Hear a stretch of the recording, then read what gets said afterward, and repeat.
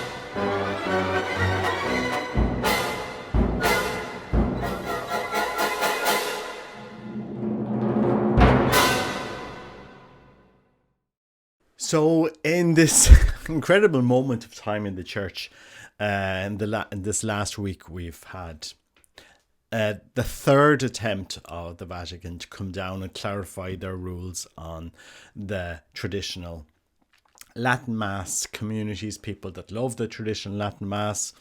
Very, very interesting time in the church. You know, in this time in the church when we have synodality and listening and inclusiveness and we're all talking together, it's a strange time of the church. And a Dominican actually put something on Twitter today, which I thought was very interesting. So just have a listen to this, Father Peter. Very, very interesting points he's making. So let me read it out. From Father Peter Junipero, Cardinal Rocha's rescript on Traditionis Custodes will be an interesting experiment in how much effective authority the Holy See still wields. Every leader knows that real authority not only has the power to command, but has earned the trust of those it leads, such that commands are taken seriously and willingly obeyed. A teacher who, in a classroom, who has to repeatedly call for attention only betrays that she has lost an authoritative role over the group she is supposed to be shaping and leading. My wonder at the move which Francis's Curia continues to make against the TLM is that they are applying the full force of Roman control on a tiny minority of Catholics who will likely now be even less inclined than they were before to fall in line. And even numerous bishops think the measures excessive. Now, every Catholic has a duty to maintain communion with the Holy See, including in matters of ecclesial governments. Canon 205, by submission to the Roman Pontiff.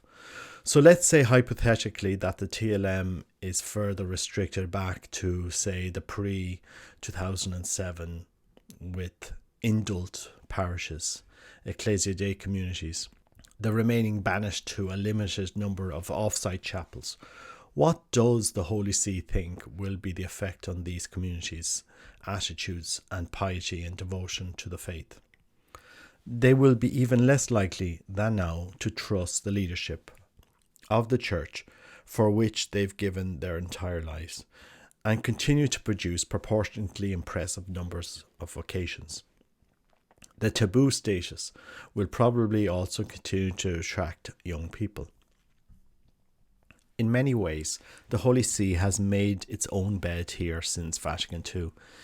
If you emphasize dialogue, decentralization, affirming the voice of the people of God, synodality, and all the like, you essentially cede your authority to a tidal wave of forces that you can only then shore up with greater moves to clamp down authoritatively when the dialogue doesn't go as you expect. But your reparative measures become increasingly less effective because the principles you articulated have undermined your own effective governing capacity. To many observers, including this one, the far more prudent approach is to let these communities be. But apparently the Holy See wants to go to war with them, with just them, among so many other issues in the Church and the world. I can't see any way this ends well if the rescript means, and we shall have to see, more than a role-taking exercise of where these communities are, and something like more severe restrictions over a flock which simply wants to celebrate a 1,000 plus year old rite. So when I first read this book, I thought, oh, this is good fiction. But when I see what's going on in the church today, I do wonder, really what is going on. That we will, at one side be, inclusive dialogue, let's talk and so forth. And at the other side, no, you can't have traditional Latin Mass. We need to get that out of the parish. Can't have that old Mass. That old theology doesn't work for us in the church today. We need a modern theology for a modern world, for modern Catholics. I don't know. Maybe somebody else will know what's going on in the church, the laity looking on. It seems like the Pope, this is the third time that the Pope is coming out. We've had Traditionis Custodes and then kind of clarifications, and now we've had more clarifications, and now bishops. Now there'll have to be a whole team of people in Rome to go through all of the letters that all the bishops will have to write if they have a traditional Latin Mass in any parish setting, saying how many people are going to it and what time in it. And Rome will be saying, well, when are you getting these people out of that church? Can't have that traditional Latin Mass on an awkward time. You need to get with the program, bishops. The new program, the Novus Ordo. Get with it. Because we can't have these communities popping up around the church. The Holy Spirit is definitely not working there. The Holy Spirit is working everywhere in the church, except in traditional Latin Mass communities. In those communities, no. Don't know what spirit is working there. This is what we seem to be getting from home. So, I don't know. Let's see what happens. It seems you can have your LGBT Mass. You can promote that. You can put that in the parish bulletin, but no traditional Latin Masses. We'll see what happens. My feeling on this is it's the best thing that could have happened to traditional Latin Mass communities. It is really the best thing. Nothing will, if nothing is going to make you wake up now, then you really haven't seen it. Rome going after them. It's like what happened in America in the 1800s when Bishop Ireland, he went after a priest, Father Alexis, who was a Greek Catholic priest, a widowed Greek Catholic priest. And Bishop Ireland had an argument with him saying, you're not really a priest. And Father Alexis, he he felt aggrieved that his traditions weren't being respected. And he is actually the founder of the Orthodox Church in America. Ironically, a Catholic priest, because Bishop Ireland failed to understand the settled agreements that were there in place when Greek Catholics entered the church.